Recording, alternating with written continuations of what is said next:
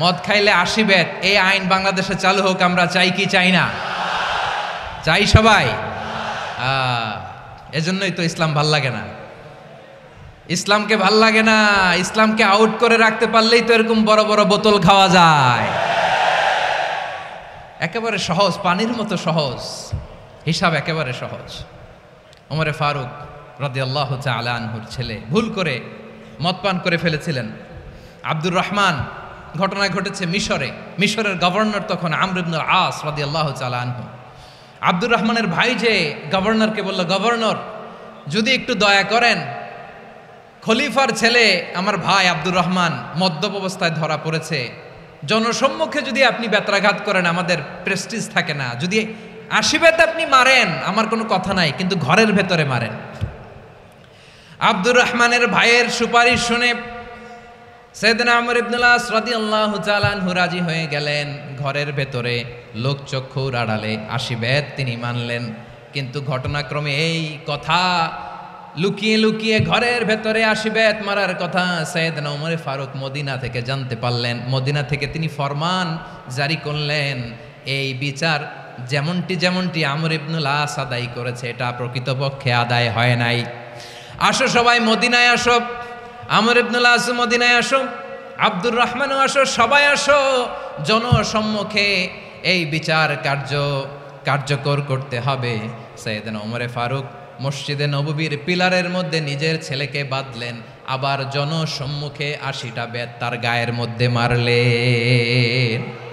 মাজমুয়ে ফাতাওয়া ইবনে তাইমিয়া রাহিমাহুল্লাহ উনি এটা নকল করেছেন।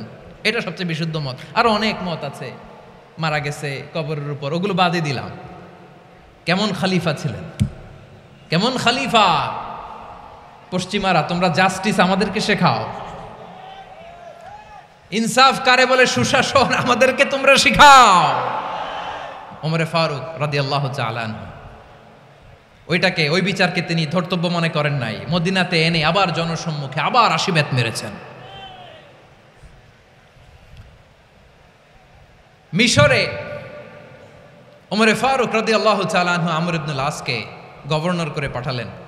সেখানে আমর ইবনুল আসের ছেলে একটা প্রতিযোগিতায় রানার আপ হয়েছে।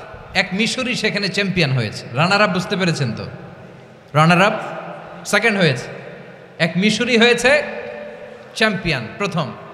কিন্তু গভর্নরের ছেলে ও জিততে পারে নাই, ও রাগে ওই মিশরির গায়ের মধ্যে কয়েকটা লাঠি দিয়ে বাড়ি মেরেছে। মিশরি যে মদিনাতে ওমরে ফারুকের কাছে বিচার দিলেন, আপনার গভর্নরের ছেলে অন্যায়ভাবে আমার গায়ে হাত তুলেছে। সাইয়েদনা ওমরে ফারুক আবার ফরমান জারি করলেন, আসো মদিনাতে আসো। মিশরীকে ডাকলেন। ওই মিশরের গভর্নর আমর ইবনুল আস রাদিয়াল্লাহু তাআলা আনহুকে ডাকলেন, তার ছেলেকেও ডাকলেন, সবাই বসে রইল। আমর ইবনুল আস রাদিয়াল্লাহু তাআলা আনহু মাথা নিচু করে বসে আছেন, লজ্জায় কাচুমাচু। হায় হায়, আজকে আমার ছেলের কারণে আমিরুল মুমিনিন খলিফাতুল মুসলিমিন ওমরে ফারুকের কাছে আমি জনসম্মুখে লজ্জিত হচ্ছি। সাইয়েদনা ওমরে ফারুক বললেন, এই নাও লাঠি, গভর্নরের ছেলে তোমার মাথার মধ্যে যতগুলো বাড়ি মেরেছে আজকে জনসম্মুখে তুমি অতগুলা বাড়ি মারো। মিশরি বলে, থাক, আপনি যে ডেকে আনছেন সবার সামনে এটা বলছেন, এতেই আমি খুশি। আল্লাহু আকবার! আপনার মহানুভবতা দেখে আমি খুশি, আর অপমানের দরকার নাই। ওমরে ফারুক বলে, না, খবরদার, এই কথা মিশরি তুমি বলো না, মারো, যতগুলা বাড়ি মেরেছে মারো। বাধ্য হয়ে মিশরি আমর ইবনুল আসের সামনে ওনার কলিজার টুকরা সন্তানের মাথার মধ্যে বাড়ি মারতে আরম্ভ করলেন। ঠিক যতগুলা বাড়ি গভর্নরের ছেলে আমর ইবনুল আসের ছেলে মিশরির গায়ে মেরেছিল, মাথায় মেরেছিল, মিশরি গুনে গুনে ততটা মারলেন।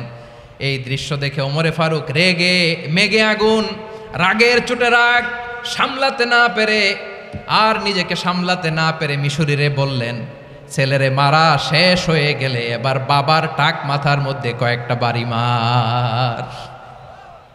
রাগের চোটে, আউট অফ অ্যাঙ্গার, রাগের চোটে যে আমার পাঠানো গভর্নর আমর ইবনুল আস তার ছেলেকে কেন আদব তারবিয়া কেন শিক্ষা দিতে পারে না। ছেলেরে মারা হইলে এবার আমর ইবনুল আসের মাথার মধ্যে দুইটা মারো। এটা রাগে বলেছেন, এটা শাস্তি হিসেবে না। সুবহানাল্লাহ পড়ে। তোমরা আমাদেরকে সুশাসন শিখাও, আমাদেরকে সুশাসন শিখাও। এমন কঠোর এমন বীর সেনানী ছিলেন, সাইয়েদনা ওমরে ফারুক যদি রাস্তার এই মাথা দিয়ে হাঁটা শুরু করতেন, শয়তান ওমরে ফারুককে দেখলে ওই রাস্তা রেখে দিয়ে অন্য রাস্তা দিয়ে হাঁটতো। সুবহানাল্লাহ। ওমরে ফারুক রাদিয়াল্লাহু তাআলা আনহু কি পার্সোনালিটি ছিল, কি পার্সোনালিটি। আমাদের এলাকায় ছোট বাচ্চারা রাতে ভাত খেতে চায় না, আমার মেয়েটাও খেতে চায় না, এই এটা দিব ওইটা দিব, আজকে মাহফিলে আসার সময় বলে দিছে লিস্ট করে এটা এটা আনতে হবে। তো ছোট্ট বাচ্চাদের অনেক বায়না থাকে, ওরা রাতে খেতে চায় না। তো মায়েরা বিভিন্ন ভয় দেখায়, এই বাঘ আসবে খাও, এই ভূত আসবে খাও, ভূত আসবে বাঘ আসবে খাও খাও খাও তাড়াতাড়ি খাও। তো বাচ্চারা এগুলো শুনে ভয়ে খেতে শুরু করে। মদিনার জমিনেও একই ঘটনা ঘটতো, মদিনার ছোট্ট ছোট্ট সোনামণিরা খেতে চাইতো না। তো মায়েরা বলতো হা হুয়া ইয়াতি উমর, হা হুয়া ইয়াতি উমর, ওই যে ওমর আসতেছে উমর। ওমরে ফারুকের কথা শুনলে বাচ্চারা একেবারে ঠান্ডা। সুবহানাল্লাহ পড়বেন না? প্রভু তুমি বলেছ রাসূল দেবে না, বলনি দেবে না ওমর, বলনি দেবে না হামজা তারিক, খালিদ বিজয় সমর। প্রভু তুমি বলেছ রাসূল দেবে না, বলনি দেবে না ওমর, বলনি দেবে না হামজা তারিক, খালিদ বিজয় সমর। প্রভু তুমি বলেছ রাসূল দেবে না। আল্লাহু আকবার। ওমরে ফারুক রাদিয়াল্লাহু তাআলা আনহু, ওনার কথা শুনলে গায়ের মধ্যে গুজবাম হয়, গায়ের পশমগুলো দাঁড়িয়ে যায়। সুবহানাল্লাহ বলেন। কি পার্সোনালিটি ছিল, কি ব্যক্তিত্ব ছিল। মুনাফিকরা ওমরে ফারুককে জমের মতো ভয় পেতেন। শয়তান, খোদ শয়তান এই রাস্তা দিয়ে আসলে শয়তান অন্য রাস্তা দিয়ে হাঁটতো। ওমরে ফারুক রাদিয়াল্লাহু তাআলা আনহুর জীবনে যদি দেখেন, তাহলে সেখানে আপনি আদালতের, ইনসাফের, সুশাসনের, জাস্টিসের নমুনা দেখতে পাবেন। কয়টা শুনবেন? বিশ্বনবী বলেন আদালত এটা যেন তেন বিষয় না, এটা দিয়েই মানবিক সমাজ গড়তে হবে। আল্লাহ তাআলা কিয়ামতের কঠিন ময়দানে, যেদিন স্বামী স্ত্রীকে চিনবে না, স্ত্রী স্বামীকে দেখে পালিয়ে যাবে, বন্ধু বন্ধুরে চিনবে না, পীর সাহেব মুরিদরে চিনবে না, মুরিদ পীর সাহেবরে চিনবে না, দলের কর্মী তার নেতারে চিনবে না, নেতা তার কর্মীরে চিনবে না, বন্ধু বন্ধুরে দেখে পালাবে। এই কঠিন মুহূর্তে সূর্যটা মাথার কাছে চলে আসবে, জমিনটা তামার জমিন হবে।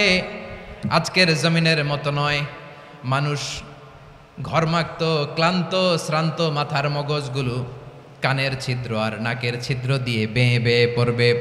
বিশ্বনবী ফরমান কিয়ামতের ওই কঠিন ময়দানে 7 শ্রেণীর ব্যক্তিকে রব্বুল আলামিন তার আরশের নিচে ছায়া দিবেন।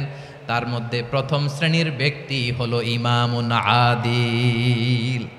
ইমামুন আদিল, ন্যায়পরায়ণ শাসক, যে ইনসাফের সাথে বিচার করে, যে জাস্টিস সমাজে সার্ভ করে, যে সুশাসন নিশ্চিত করে, ওই ইমামুন আদিল। আদিল শব্দটা বুঝছেন না? ইন্নাল্লাহা ইয়া'মুরু বিল আদল, পাইছেন? আদিল। 7 শ্রেণীর ব্যক্তিকে আল্লাহ তাআলা সুশীতল আরশের নিচে ছায়া দিবেন, যেদিন তার দেয়া ছায়া ছাড়া কোনো ছায়া থাকবে না। এর প্রথম হচ্ছে ইমামুন আদিল, ন্যায়পরায়ণ শাসক। চিল্লায় বলেন সুবহানাল্লাহ।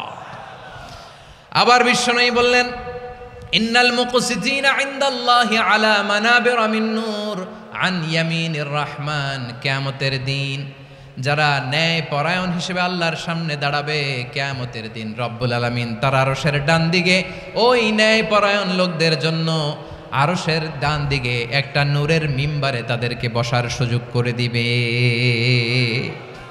আল্লাহর আরশের ডান দিকে ন্যায়পরায়ণ লোকদের জন্য আল্লাহ তাআলা নূরের মিম্বার বানাবে। 4টেখানে কথা মনে করেছেন? আল আদাল, জাস্টিস। ইন্নাল্লাহা ইয়া'মুরু বিল আদল। আল্লাহ তাআলা এই আদালতের নির্দেশনা দেয়, সুবিচার, সুশাসন। প্রিয় ভাইয়েরা, এটা আমরা বাংলাদেশে চাই কি চাই না?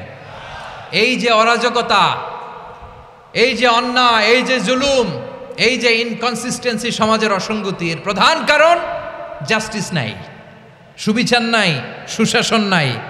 শেষবারের মতো আওয়াজ করে বলেন তো, আমরা বাংলাদেশে আদল চাই কি চাই না?